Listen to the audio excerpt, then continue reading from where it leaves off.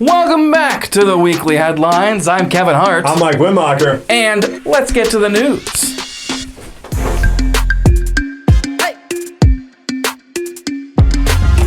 This week in revisionist history, Gov Blanco is the new Hulu documentary chronicling the impeached and indicted former governor's life post-commutation. This week it was actually on our airwaves, screeching about how innocent he actually was, with statements that sound eerily similar to, "It was a perfect phone call." He is still a self-proclaimed Trumpocrat.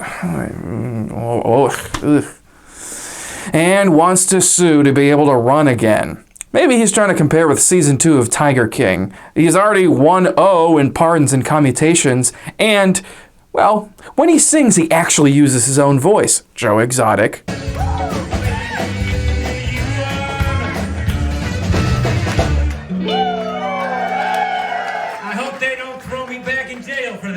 Parking spaces in downtown Springfield are just so hard to find. Or are they? The Springfield-Sangamon County Regional Planning Commission unveiled its latest central area parking study before the Springfield City Council Tuesday night, and it shows that downtown has a total of, get this, more than 26,500 spaces at parking meters, in ramps, and in surface lots. But come on, that's like finding 26,500 needles in a haystack of like 10 strands of hay. That'd take work. All right, so the elections from New Jersey, does anyone care about this? No, not me. Whatever. Okay. Anywho, with Kirsten Sinema as a runner-up, oh, isn't she so quirky?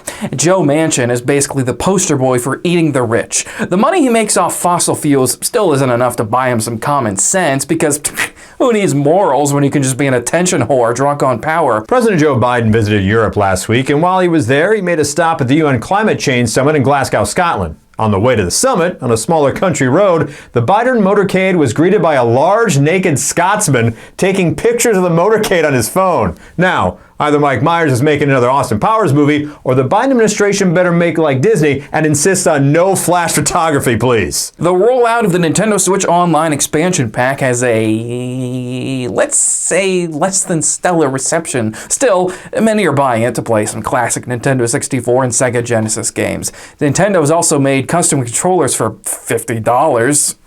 Not to mention, scalpers have already nabbed those controllers, so enjoy spending almost $120 for the worst Nintendo controller. However, with this shortage, I think it's time we embrace tradition. We need wireless versions of those barely functioning Mad Catz controllers you gave to your friends when they come over. That would recreate the authentic Nintendo 64 experience. Green Bay Packers quarterback Aaron Rodgers tested positive for COVID-19 earlier this week. Now, normally this wouldn't have been a big story, but the fact that Rodgers lied about his vaccination status, well, that made it a big story. You see, when asked if he was vaccinated back in August, Rodgers said yes, he was immunized, which, had someone pointed out, isn't the same as being vaccinated. Now, Bears fans take note. Apparently, vaccination is one defense he can't read and leads to a Rodgers incompletion. And those are your Weekly Headlines. I'm Mike Wimmacher. I'm Kevin Hart. And we are out of here. Could we do a Wayne's World ending real quick? Oh, sure, yeah, let's do it.